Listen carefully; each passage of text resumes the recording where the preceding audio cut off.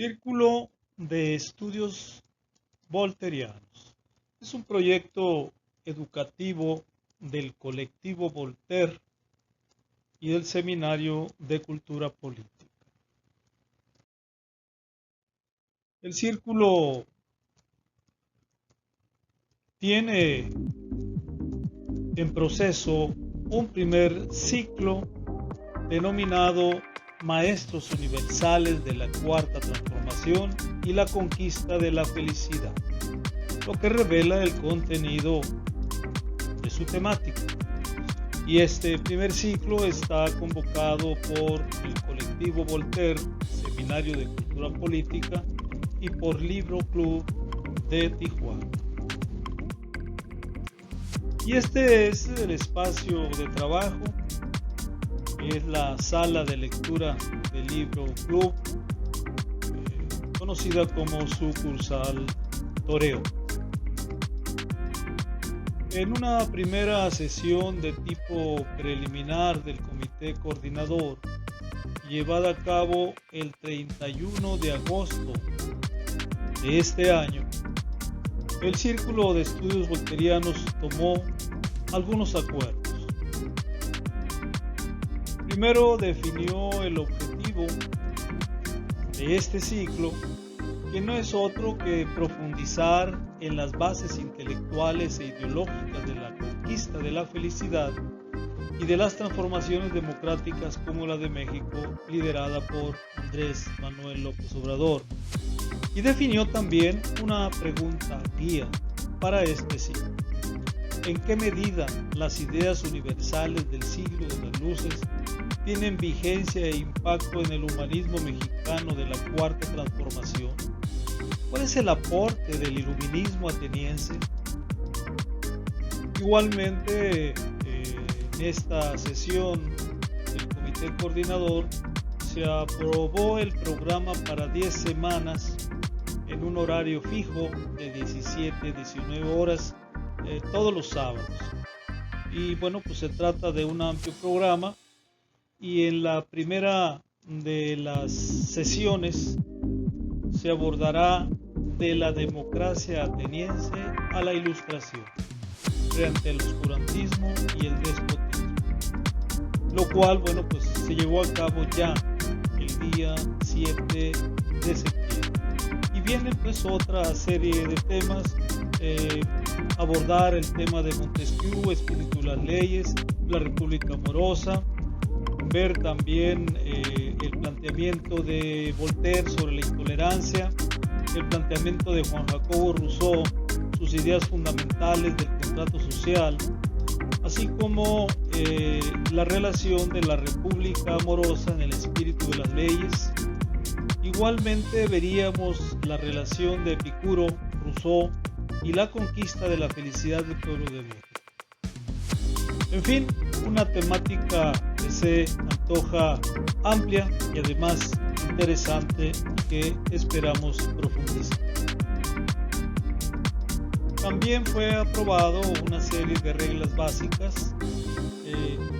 Las condiciones: se busca que la asistencia de las y los participantes sea al menos en un 80% de las reuniones de trabajo, que cumplan con los trabajos encomendados, que cubran una cuota voluntaria para gasto de avituallamiento de las reuniones de trabajo y que colaboren con otros eventos afines convocados por el colectivo Voltaire y por el propio círculo.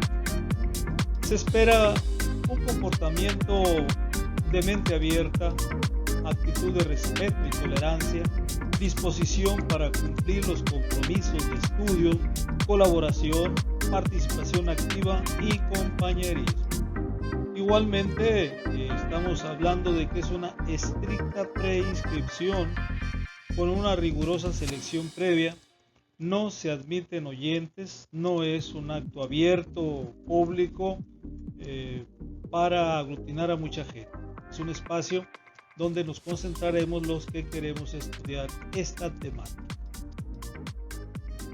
Y la primera sesión, ya desarrollada este 7 de septiembre, contó con los siguientes apoyos didácticos: 3 videos muy breves. El primero de ellos, las ideas de Voltaire, la ilustración. El segundo, la ilustración, Voltaire, el intolerante con la intolerancia. Y finalmente, Voltaire y Rousseau, pasajes de la historia donde se revisan las diversas confrontaciones, contradicciones y diferencias entre estos dos gigantes del pensamiento. Igualmente se contó con el apoyo del libro de Rodríguez Adrados denominado La democracia ateniense, donde la recomendación era a quien pudiera leerlo todo lo leyera, pero fundamentalmente nos basamos en el epílogo, que es un epílogo casi de 40 páginas, donde él resume lo que consideramos es el desarrollo de su investigación y de su trabajo.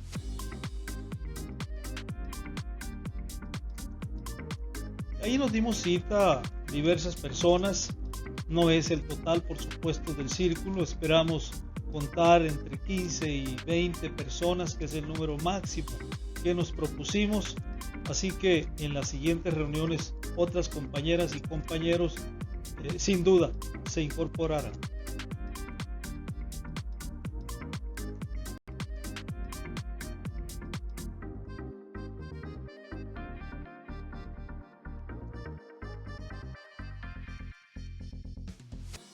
Y un primer tema es el de estos personajes, Montesquieu, Voltaire y Rousseau, considerados como talentos, escritores, pensadores imprescindibles en la Ilustración francesa, participantes los tres en la llamada enciclopedia que fue coordinada por Diderot y de Alhambra.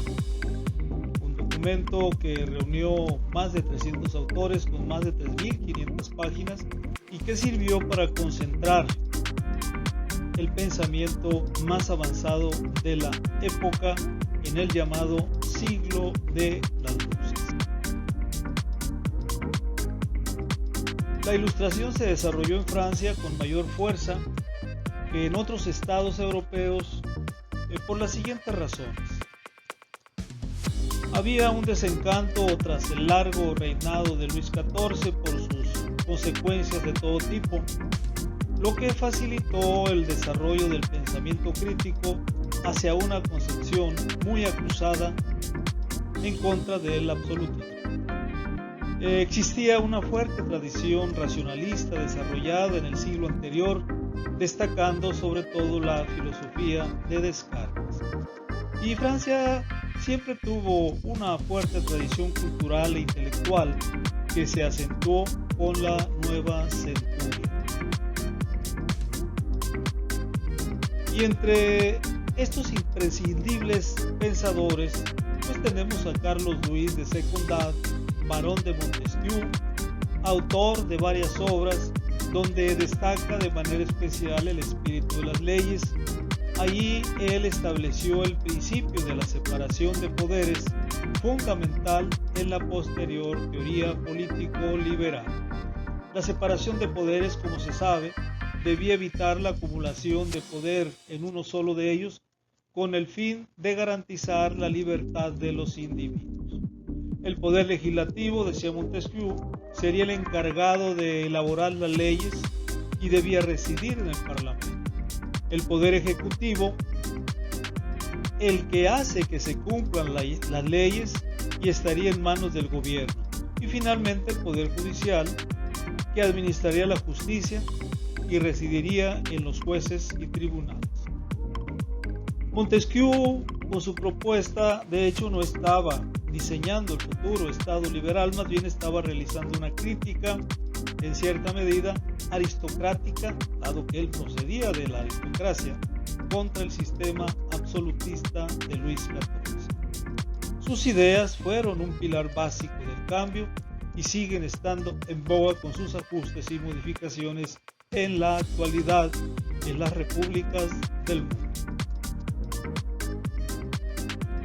François-Marie Araud, conocido más bien como Voltaire, Es un brillante escritor, mordaz y crítico, filósofo defensor de la libertad y de la tolerancia y enemigo casi implacable de la Iglesia. Atacó también el absolutismo y cuestionó valores tradicionales. Voltaire pensó que debía crearse un sistema político parlamentario que limitara el poder real y un sistema de impuestos que no arruinara al pueblo. Entre sus obras destacan el ensayo sobre las costumbres y espíritu de las naciones o el diccionario filosófico. Muchas fueron sus obras de muy diverso tipo. Y tenemos también a Juan Jacobo Rousseau, quien defendió el libre desenvolvimiento de la personalidad frente a los excesos del racionalismo. De hecho, tuvo una visión idealista partidaria de ensalzar lo sentimental y popular frente al dominio del racionalismo que ya anunciaba el romanticismo. En algunas de sus obras, Rousseau exponía el deseo de retornar a la naturaleza más sencilla y defendía una nueva pedagogía que partiera del principio de que el hombre era bueno por naturaleza. En otra obra, Discurso sobre el origen de la desigualdad, manifestaba que la civilización había corrompido al hombre. En su principal obra, la más conocida de todas, El contrato social, sentó algunas de las bases de la futura democracia. Acuñó el principio de que el pueblo era la fuente única de la soberanía política expresada a través de la voluntad general. Un poco de ahí, creemos, fue tomado el planteamiento de Lincoln en el sentido de que debía de hacerse un gobierno del pueblo, para el pueblo y por el pueblo. Decía Rousseau, el ser humano era bueno por naturaleza, la sociedad definida por la propiedad y la competencia lo corrompía y lo convertía en insolidario.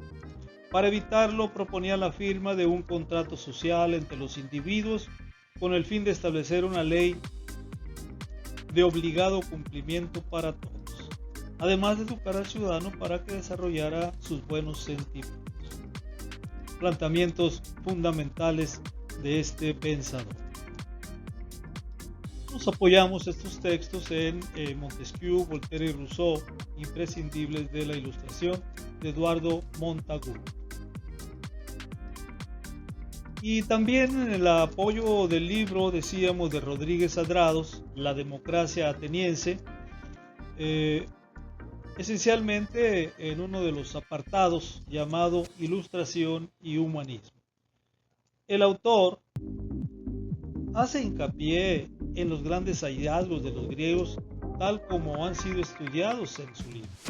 Para él, el pensamiento humanista es el principal de los hallazgos de la práctica de los griegos, transmitido luego por Roma a Occidente. Subraya el autor el hecho de que este tipo de pensamiento es consustancial con el conjunto del movimiento de la Ilustración griega. No hay humanistas en el sentido griego de la filantropía o amor al hombre fuera del movimiento liberador de las viejas ataduras religiosas y tradicionales. Es una y la misma cosa que el movimiento racional que se abre paso creando una ciencia helénica.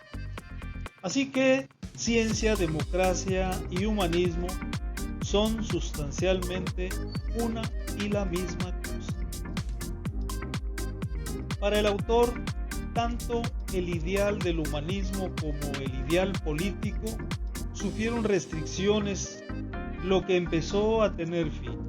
En ese momento, de una manera en gran parte autónoma, aunque no sin influencia de los griegos, se crearía un movimiento que volvería a unir el pensamiento humanista con el liberalismo político. Prueba de que la unión de ambos en Grecia no fue casual, como tampoco su unión con el movimiento científico racional, en suma, con toda la Ilustración. Esto sucederá en Europa, fundamentalmente a partir del siglo XVIII. Solo en Grecia y en Europa, dice el autor, ha ocurrido un fenómeno semejante, y esto da a la historia griega un significado verdaderamente capital. Hay que observar, por otra parte, que el pensamiento humanista, tanto en Grecia como en Europa, ha sido susceptible de aliarse con formas evolucionadas de religiosidad. El humanismo religioso y el puramente antropocéntrico tienen históricamente muchísimos puntos de contacto y pueden influirse recíprocamente. Así pues, esta obra de Rodríguez Adrados es un elemento fundamental para entender este trazo que él nos hace acerca de la continuidad del pensamiento del iluminismo griego al iluminismo francés, al llamado siglo de las luces.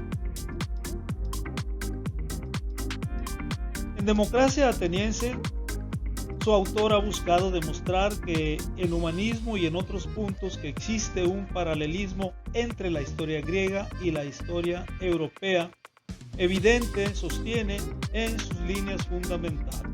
Conocer la primera abre nuevas perspectivas sobre la segunda. No es menos cierto, sostiene, que las experiencias modernas aguzan nuestros ojos para descubrir en Grecia fenómenos cuya observación fue muy deficiente a través de largas centurias. Y bueno, dicho lo anterior, que fue parte de la revisión que se hizo este 7 de septiembre, también comentamos acerca del llamado humanismo mexicano, que ha sido catalogado por el presidente de la República, Andrés Manuel López Obrador, como el modelo de la cuarta transformación. Y lo sostiene en estos términos: por el bien de todos, primero los pobres. Esta frase debiera ser la esencia de la actividad política, porque es sinónimo de humanismo y una forma distinta de entender la importancia del poder, cuyo ejercicio, como he dicho muchas veces, solo es puro y virtuoso cuando se pone al servicio de los demás.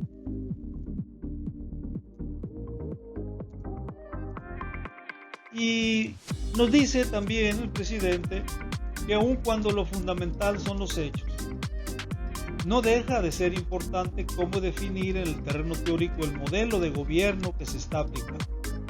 Mi propuesta sería llamarle humanismo mexicano, no solo por la frase atribuida al literato romano Publio Terencio de que nada humano nos es ajeno, sino porque, nutriéndose de ideas universales, lo esencial de nuestro proyecto proviene de nuestra grandeza cultural milenaria y de nuestra excepcional y fecunda historia política, explicó el presidente durante su cuarto informe de gobierno, y que aquí hemos recuperado para este trabajo del Círculo de Estudios Voltairianos.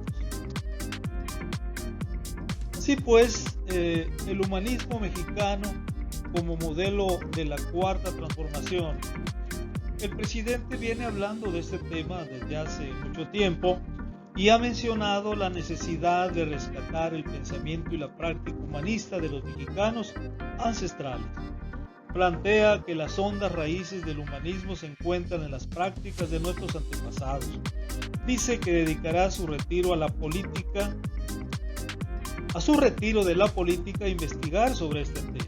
Es evidente que el presidente busca apartarse de la idea colonizadora cultural de que todo ha nacido y venido de Europa o de Estados Unidos. En todo caso, como el humanismo musulmán, el chino o el hindú, el mexicano tendrá orígenes y prácticas propias que vendrán a ser una parte del gran movimiento humanista universal. Por algo, Andrés Manuel ha reconocido que el humanismo mexicano se ha nutrido de ideas universales. El humanismo es uno solo, sus vertientes son muy diversas. Y aquí traemos a cuento con una traducción específica, a veces lo encontramos de otra manera, pero dice Terencio: soy hombre y por lo tanto nada que sea humano me resulta extraño.